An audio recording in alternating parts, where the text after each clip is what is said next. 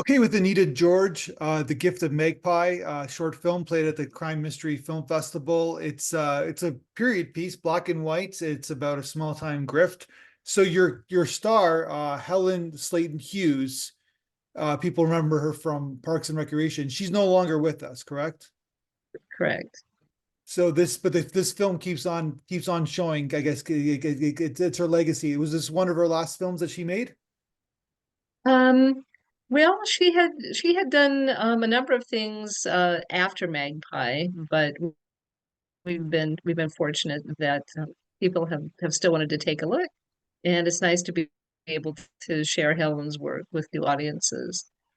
And did you know her before, like previously to this film? Yes, yes. Helen and I have been in a writing collective that has been going for about 20 years or so. Oh, that's amazing. And so then when you first showed her the script, did you say that this role is hers? Um, well, yes. Well, the writing group, people bring in uh, pieces that they've written to read. And fortunately, we have a number of actors that are also in the group. So the first time that she read it, I thought, oh, I think that we need to make this film, and Helen needs to be in it. Oh wow. So you kind of knew like she just kind of like it jumped off the page, I guess.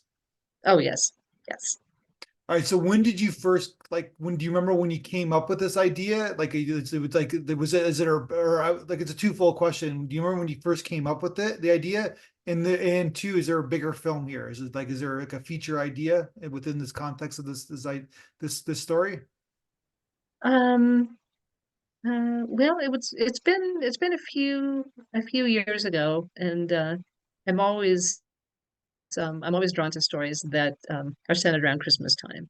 Okay. And so it was a few years ago, that around Christmas that I had written the story. And I think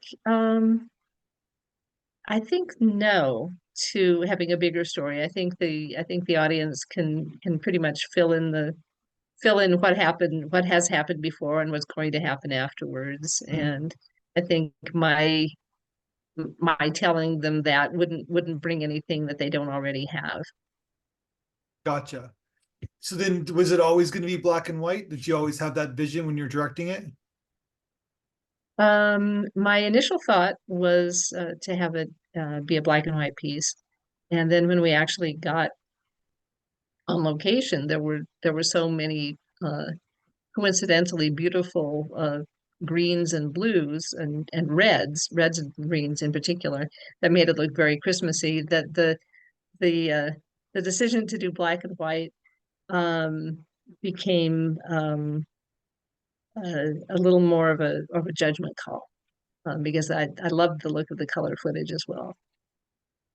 But at the same time, it's like in terms of like the period piece aspect, it can kind of like the black and white can make it a more easy transition, I guess, in terms of like having something that looks so modern, like in color. It's like if it's in black and white, then it's like it passes as a period piece. That makes sense. Yeah, yeah. The black and white, I think, helps an audience be immersed in the time period a lot more easily. So the first thing that stands out when you're watching the film is the photography. It's like really it's nicely photographed. It's like you can it's like it looks like a very like you know it looks modern, but it also kind of has a tribute to the past films of this genre, if that makes sense. Yeah, they did a beautiful job with the lighting and the camera work of capturing the period, but with the advantage of having the modern equipment. Yeah, exactly. So who is your cinematographer for this film? My cinematographer is based out of the Quad Cities. His name is Phil Dingledine, and assistant director Liz Toll, and our lighting was done by John Van Allen. And they're all it was shot on location in Iowa, Okay. in Oh, Mount really? Pleasant and in Burlington. So the crew is based in Iowa and in the Quad Cities in Illinois. In Illinois. So why did you shoot? Why, like, are you from that area? Like, how did that, like, because you live in California, correct? So how did that come to be where I you do. shot there? I'm originally, yes, I'm originally from Iowa, Okay. and the the the piece felt like it should be set in Iowa and also filmed in Iowa if possible. And I've worked with uh some of the I've worked with Phil before on another piece, so Okay. it was kind of lovely to be able to reunite and work on another film together. There's And an extent. the carousel happened to be the a marvelous steam operated carousel. It's actually it's I mean it's functioning. They use it at the Midwest Old Threshers, and so that was a wonderful find.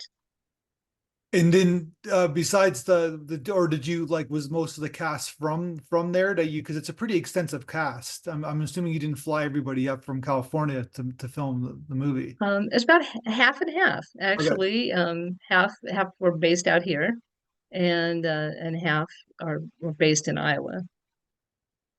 And then did you what did you went scouting like location scouting because you got more than a few locations, the diner, etc.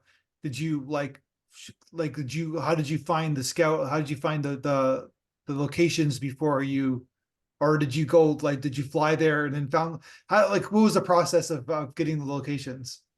My sister did a lot of the location scouting for me. Get a point person. Yes, Okay. exactly. And then I give credit to the Iowa Film Office because they're a wonderful resource for everything film related in Iowa, from location to casting to you know crew, equipment, everything. So they're they're also very a wonderful liaison if you happen to be putting together if you're away and they're helping assemble things so that when you arrive everything and everybody is already ready to go. Yeah, but like yeah, it's one of those secret spots, I guess. There's not many left in the United States, Iowa. Obviously, Field of Dreams was made there, but obviously it's still got a little like certain nuggets that are so beautiful to look at. So even your film in that state. No, yes, I would say it's a beautiful place to be, and it's fun to do filmmaking there too because I think in California eh, it's a Everything's little been bit, shot. Yeah. yeah, it's a little bit jaded. And they want permits and they want money, right? So All of that. yeah. Okay, so tell me about the rest of the cast. So you said it was half and half. Did you do some like auditions in Iowa? Like or how did you kind of piece them all together? Well, it was pretty easy because I knew everybody already, and some of them are people that I'm related to, and some of them are people that I've known uh, for years, and I've known I've seen their work since for forever, and so I was happy that they happened to have free time in their schedule to to come out and play, Yeah. and Helen just happened to happened to be available, and so we we found a time that we could we found a time when we could all work together, and then the weather decided to be very cold, so it it was it was fine. it was just a little bit chilly, Yeah, but that's okay. you pulled it off. It's almost like in a way that it's like your new world or your present world meets your old world, and you made a film kind of about that. It was exactly that, and it was kind of the best of all worlds coming together. My California actor friends and my Iowa actor friends coming together, and it was almost like you know, if you have a special event like a wedding Yeah, or a reunion or something where people from different aspects of your life happen to all be in the same place at the same time, yeah, and so it was a wonderful experience. yeah. That happens at funerals a lot, unfortunately, too, right? So yeah, what you just described, because that was the first thing that popped up in my brain. But you made a film, like, which is great. So then there's something that was achieved and something that's there forever now. So it wasn't just an experience, you made something. Well, as I say, it's a wonderful gift to be able to share not just Helen's work, but everybody's work. Yeah. And once you know, once it's there, then people can experience it in their own way. And nowadays, especially with streaming and other platforms available, it reaches a bigger audience and one that you usually don't have any contact with. Yeah, exactly. So you called this in the blog interview a Noel Noir, which I thought Oh yeah, you yes, should yes. copyright that. That's a good one. I like that. Thank you very much. You could create a whole new genre, right? So Maybe I should give that some thought. yeah, because it's a Christmas film noir in the film. So yeah, I got to ask you about the costumes because the costumes really are fantastic in the film. It really brings out the period piece. How was Thank you. formulating the costumes for everybody and to get everybody in the right situation for their outfits? We did a lot of thrift store shopping for costumes. Spent quite a bit of time, um, you know, on physically going to vintage stores and thrift stores, and then eBay for some things. And, Yeah, so it and really worked. And so tell me, okay, so then you filmed it. How many days did you shoot in Iowa? two. 2 days. Wow. And obviously you wrote the carousel, like the merry-go-round, like in your did you know that it was functioning when you're writing the script that you were able to shoot No, no, I had no idea that this particular carousel existed.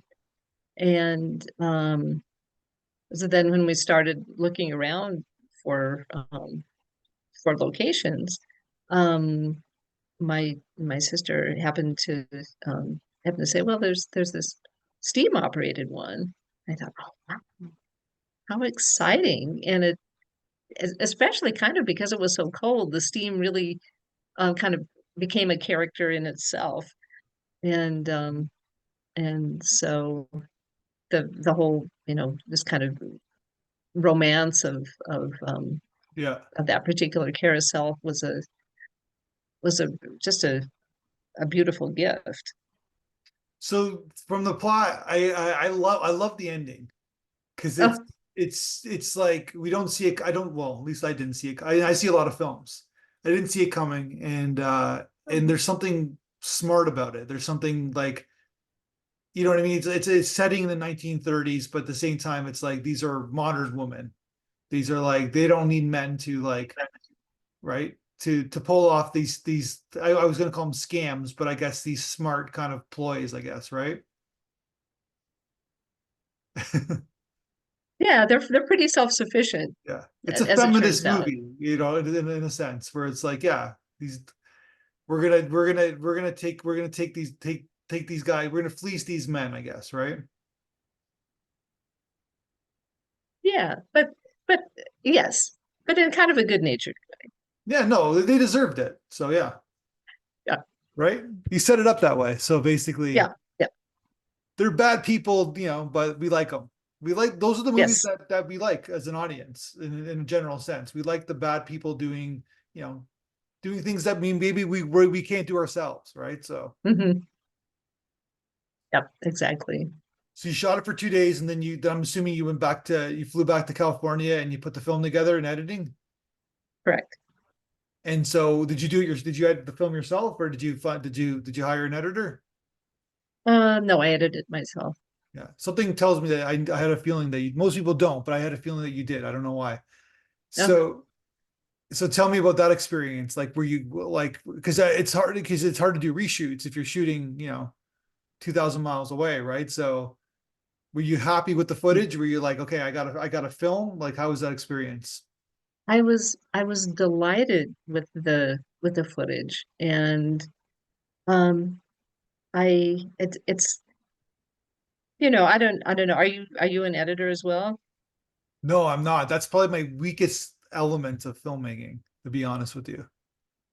It's like a big puzzle, Yeah, and it's with all these moving parts, and um it was kind of an embarrassment of riches because there was so much wonderful footage, and then just kind of paring it down and focusing on what tells the exact story that you want to tell. And we had all the coverage that we needed. There wasn't anything that afterwards I thought, I wish we'd gotten this shot, or oh, I wish we'd gotten that shot. Um, so that the crew knew exactly what they were doing, and they knew much more than I did. So it's always it's always, I think, best to work with people who are so much better at their jobs than you would be at their jobs. that's the secret, right? I think so. So, speaking of that, tell me about your sound and your sound design and your music. It's original music, right? It is original music. Yeah. Benedict Brydern is a composer that I've been fortunate enough to work with a number of times, and I I had approached him about the project, and then we talked about it just a little bit, and I gave him a cut of the film, and then in a very short time, he came back with the whole soundtrack, and with all the highs and lows, and all the just you know creating the drama and nuance, and everything so skillfully. And that was that. I didn't have to ask for any changes at all, and was just so thrilled with what he had done. That's amazing. So it's just a really nice. And then who did your sound design? Uh, I I guess well, we used well, I guess it would be me in the editing, but a lot of the sound that we used was recorded live, Oh, and they wow. recorded some wild sound, Yeah. the carousel and stuff like that. So yeah, that's amazing that you did that. So you know your stuff then.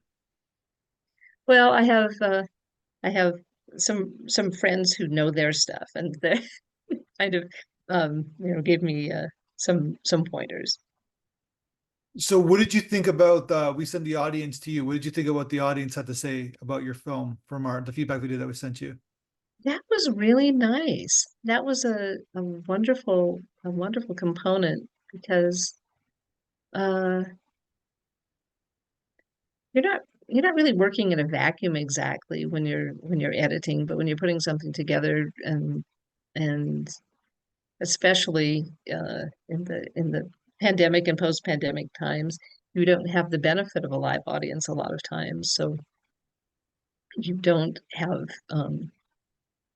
you don't have the same kind of rapport with the audience and the piece.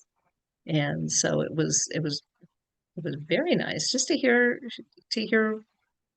how they experienced the film. Yeah. Well, it seems like everybody liked it. It's fun. It's a fun film, but it's also really nicely performed and nice to look at the same time. Well, thank you. It was the yeah, the feedback was very, very just a wonderful experience. So what are you working on another film now? I know you made one since. Are you making another film in the future? I am right now. I'm in the middle of working on an animated short, and then I have a couple of live action scripts that I I I like to call it pre-production. But, you know, that actually means is I don't have we haven't done it yet, but but I'm hoping to in the next little bit. Gotcha. And you in the blog interview you said that Wizard of Oz is the film that you've seen the most times in your life. Which there's a little bit of Wizard of Oz in this this film, funny enough, but it's like if that makes sense to you. But it's a movie that's I popped up in my brain. It's like I've seen it. Like I was watching like a Curb Your Enthusiasm episode. They had Wizard of Oz, and then there's like the Wicked show that's going on in I Toronto. It's like there's all, but then it's like then I saw it on TV. It's like in the last 2 days I've seen like Wizard of Oz. It's been around me. It's been around me the last 48 hours. And then you're then talking to you, and it says that it's the movie that you've seen the most times in your life. Isn't that funny how once you're keyed into something, then you see it everywhere. Yeah, it's true. It's true. It's yeah, but it's I guess but it's a film that keeps on going, right? Like it doesn't stop. Yep, yep, definitely. The gift that keeps on giving. And when I was growing up, it was we didn't have benefit of popping in a Blu-ray anytime you wanted to see anything or streaming it. Mhm. You had to wait and see if it was going to be shown on TV. Yeah, And Wizard of Oz, was shown on TV every single year. every So year. Yeah, I'm old enough to remember. It was like yeah, that it played at a certain time every single year at the same time. Yeah. and then again, that was kind of a shared experience because then the following day at school, everybody would have done the same thing. You know, Mhm. all the other kids would have been watching Wizard of Oz too. So you're all excited about it and chatting about it for a few days before and after. Yeah. I just remember only I got to the Tin Man and then I fell asleep. Like I think like 3 years in a row. And I'm like, I wonder what happens in the end of the movie. I never met the lion, so Oh, because you well, couldn't like I you guess you missed the could flying record, monkeys. yeah. That's the scary part. No, but I remember that feeling. I remember it was like Ten Commandments. We're doing this even around Easter time. Would come every year around Easter. Then the Superman movie would come around every year. So yeah, these Hmm. little nuggets, I guess, right? Yep, But yeah, definitely. now the kids don't understand what we're talking about. So Oh no, not at all. so yeah, it's like I said, it's a great movie, different internet different versions. Like I went to the museum in Kansas, think like maybe like 15, 20 years ago. And it's like I was like if you ever go, it's pretty speaking of middle America, right? Mhm. It's I didn't like it has a rich history to it. There's so many versions. There's so many movies to be made. I'm surprised they haven't made them yet. There's so many books written, right? So Yeah, yeah, and they've tried a few times, and I think I think the bar is set pretty high. I think people are usually, comparison is inevitable, and I think that other versions usually come up lacking emotionally. Um, except Wicked really seems to have taken the story and reimagined it. yeah. Well, yeah, it's got that Broadway kind of flair to it, right? So it's got that, yeah, for sure. And I'm sure they'll do Wizard of Oz on Broadway like sooner than later, right? So Oh, I think they have. I think it comes around every now and then Yeah. they give it a go. Yeah. Because yeah, there's so many good characters. There's I could think of like 7 characters to play. That would be amazing, right? So it's an actor's dream in a lot of ways. Hmm. All right, well, let's good luck with your next film. Let's hopefully we can talk again when that film is made. And yeah, best of luck. This film is fantastic. And like you said, you like your lead actor who's no unfortunately like Helen who's no longer with us, but she made this short film. And I remember I actually just finished watching Parks and Recreation for the first time in my life. I Oh, watched it this year. I never watched it. I blitzed through the show, the little binge watching thing, and it was like, yeah, she's fantastic in it. yeah, yeah, she really is. It was a better show than I thought that was going to be. I didn't have my expectations were low, and I was very surprised by how good it Oh, was. great. Great. Yeah. So it's one of those things. I had to see it because everybody was talking about it on the podcast, right? Mm. So I had okay, I got to watch this show. I got to see. I have to have context, right? So I finally got to watch it. So Well, I'm glad you were pleasantly surprised. yeah, no, it was good. It was good because the characters grew, right? Yeah, They yeah, had an arc, right? absolutely. So the Adam Scott character it was the true gem is my perspective. Hmm. I thought he was fantastic, right? So Yeah. all right, well, thank you very much because obviously because I'm probably more like that character, so that's probably why I related to him the most. But all right, well, let's talk again soon, and good luck with your next film. Thank you so much. Thanks for having me. Thank you.